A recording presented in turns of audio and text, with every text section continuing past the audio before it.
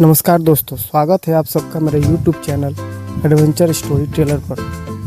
आज मैं आपको बताऊंगा अपने भारत की पहली गुप्तचर संस्था जिसे सम्राट अशोक ने कलिंग युद्ध के बाद स्थापित किया था। ये 9 व्यक्तियों का समूह था जिन्हें 9 अलग अलग डिपार्टमेंट दिया गया था और ये 9 अननोन मैन के नाम से भी जाने जाते हैं। आइए शुरू करते हैं बिना किसी देरी के। इंडिया रंगों से भरा हुआ देश, पुरानी परंपराएं और गहरी आध्यात्मिकता, अनगिनत कहानियों से बुनी हुई एक चादर है। यहाँ की हर गली, हर कोना एक नई कहानी कहता है।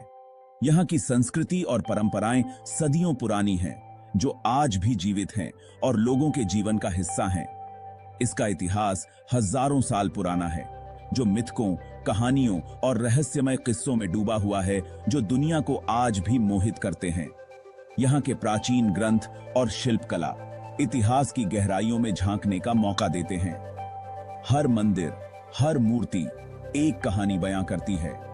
इन मनोरंजक कहानियों में सम्राट अशोक और रहस्यमय ग्रुप 9 अननोन मेन की कहानी है। सम्राट अशोक, जिन्होंने अपने शासनकाल में बौद्ध धर्म को अपनाया और इसे फैलाने का काम किया, उनकी कहानी आज भी प्रेरणा देती है। 9 अननोन मेन एक गुप्त समाज, जिनके बारे में कहा जाता है कि वे प्राचीन ज्ञान के रक्षक थे। माना जाता है कि इन लोगों को गोपनीयता में डूबे हुए प्राचीन ज्ञान की रक्षा का काम सौंपा गया था, जो ज्ञानवर्धक और खतरनाक दोनों हो सकता है। यह ज्ञान विज्ञान, चिकित्सा और अन्य रहस्यमय विद्याओं से संबंधित था। उनकी गोपनीयता और उनके कार्यों की कहानियां आज भी लोगों को रोमांचित करती हैं। उनकी कहानी हमें समय के सफर पर ले जाती है, जो शक्ति, ज्ञान और ज्ञान के संरक्षण और मानवता को इसके संभावित दुरुपयोग से बचाने के बीच नाजुक संतुलन के विषयों की पड़ताल करती है। यह सफर हमें प्राचीन भारत की उन गलियों में ले जाता है जहां ज्ञान का भंडार था और इसे सुरक्षित रखने के लिए कई प्रयास किए गए थे। हमारे साथ प्राचीन भारत के दिल में उतरें, जहां साम्राज्य उठे और गिरे और जहां ज्ञान और इसके संरक्षण के लिए समर्पित एक गुप्त समाज ने समय के इतिहास पर एक अमिट छाप छोड़ी। यहां की सभ्यताओं के अवशेष आज भी हमें उस समय की महानता और रहस्यमयता की झलक दिखाते हैं। 9 अननोन मेन के रहस्यों, सम्राट अशोक से उनके संबंध और उनके द्वारा छोड़ी गई स्थायी विरासत को उजागर करने के लिए तैयार रहें। यह कहानी हमें उस समय की ओर ले जाती है जब ज्ञान को सबसे बड़ी शक्ति माना जाता था और इसे सुरक्षित रखने के लिए हर संभव प्रयास किए जाते थे। 9 अननोन मेन की उत्पत्ति को समझने के लिए हमें सबसे पहले अपना ध्यान सम्राट अशोक पर केंद्रित करना होगा, जो भारतीय इतिहास के सबसे प्रभावशाली व्यक्तियों में से एक हैं। 3री शताब्दी ईसा पूर्व में मौर्य वंश में जन्मे अशोक को एक विशाल साम्राज्य विरासत में मिला, जो अधिकांश भारतीय उपमहाद्वीप में फैला हुआ था। अपने शुरुआती वर्षों में अशोक अपनी क्रूरता और महत्वाकांक्षा के लिए जाने जाते थे। सैन्य विजयों के माध्यम से अपने साम्राज्य का लगातार विस्तार करते थे। वह एक दुर्जय योद्धा था, जिससे उसके दुश्मन डरते थे और उसके सैनिक उसकी पूजा करते थे। हालांकि खूनी कलिंग युद्ध के बाद अशोक के जीवन ने एक नाटकीय मोड़ ले लिया।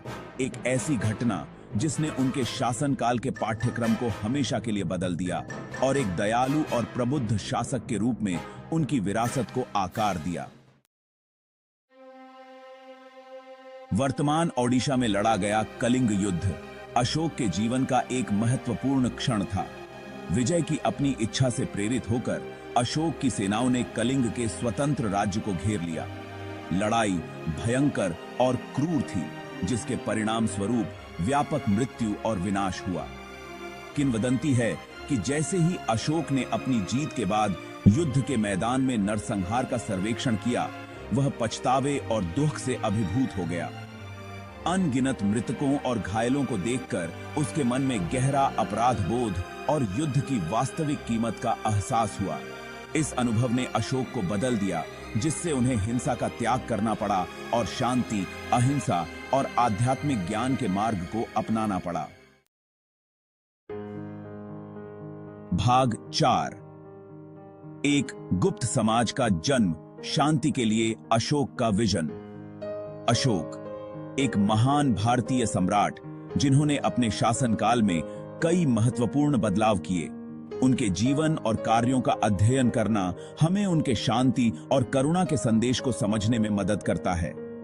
कलिंग युद्ध के बाद अशोक ने बौद्ध धर्म अपना लिया और अपना जीवन शांति, करुणा और सहिष्णुता के संदेश को फैलाने के लिए समर्पित कर दिया।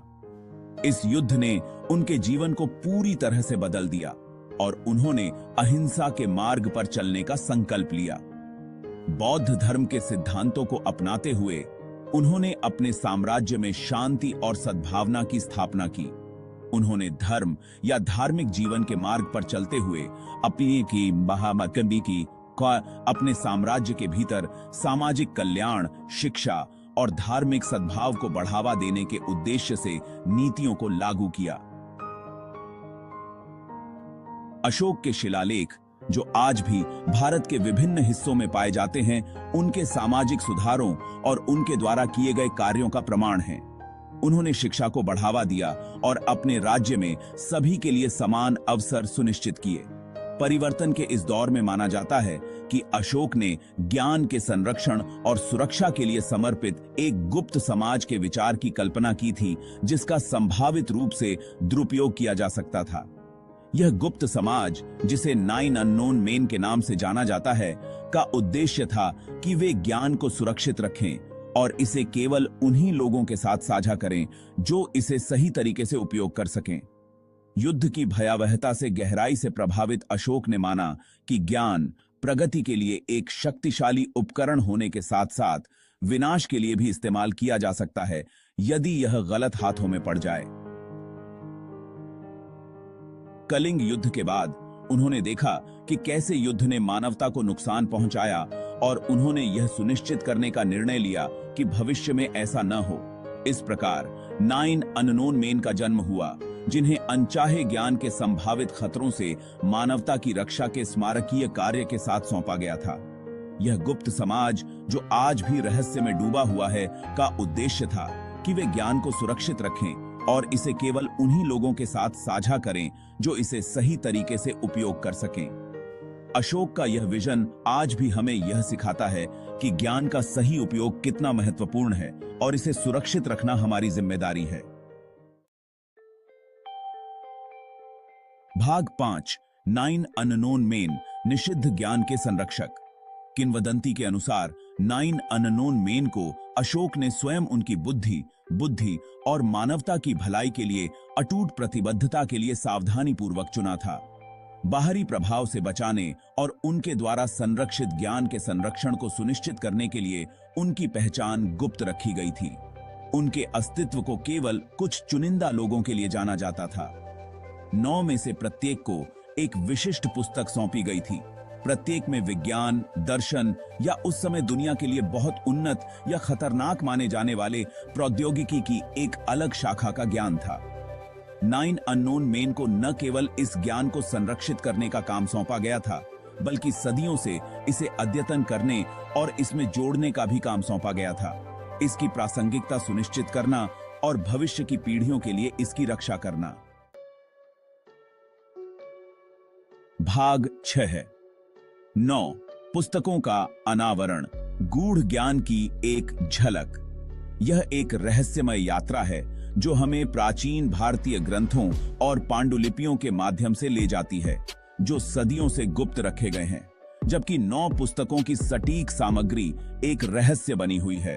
विभिन्न स्रोत उन विषयों में आकर्षक झलकियां पेश करते हैं जिन्हें माना जाता है कि वे कवर करते हैं।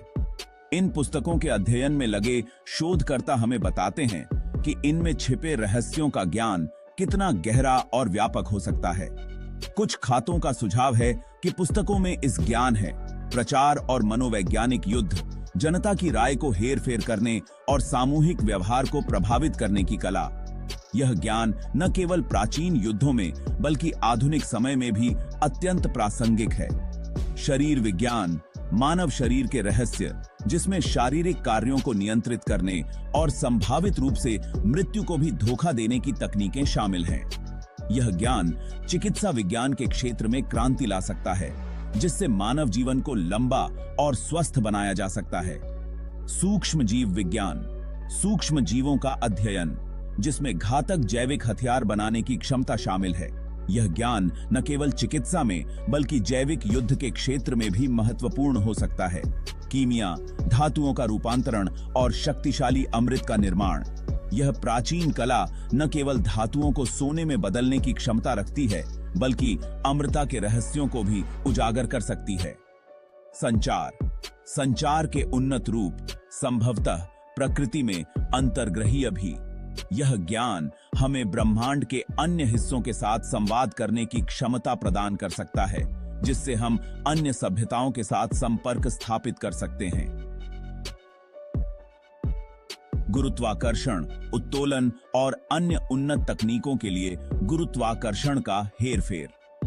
यह ज्ञान हमें गुरुत्वाकर्षण के नियमों को समझने और उन्हें अपने लाभ के लिए उपयोग करने की क्षमता प्रदान कर सकता है। ब्रह्मांड विज्ञान, ब्रह्मांड के रहस्य, समय और स्थान की प्रकृति सहित। यह ज्ञान हमें ब्रह्मांड की उत्पत्ति और उसके कार्य करने के तरीकों को समझने में मदद कर सकता है। प्रकाश, अदृश्यता सहित विभिन्न उद्देश्यों के लिए प्रकाश का हेरफेर। यह ज्ञान हमें प्रकाश के गुणों को समझने और उन्हें विभिन्न उद्देश्यों के लिए उपयोग करने की क्षमता प्रदान कर सकता है। समाज शास्त्र, समाजों का अध्ययन, जिसमें सभ्यताओं का उदय और पतन शामिल है। यह ज्ञान हमें समाजों के विकास और उनके पतन के कारणों को समझने में मदद कर सकता है। इसे इसे जिससे हम जिसे अपने समाज को बेहतर बना सकते हैं। तो दोस्तों, ये थी 9 अननोन मैन की कहानी। आपको ये वीडियो कैसी लगी कमेंट में ज़रूर बताइएगा और अपने दोस्तों के साथ शेयर भी कीजिएगा। फिर मिलते हैं किसी अगले वीडियो में, तब तक के लिए बाय एंड टेक केयर।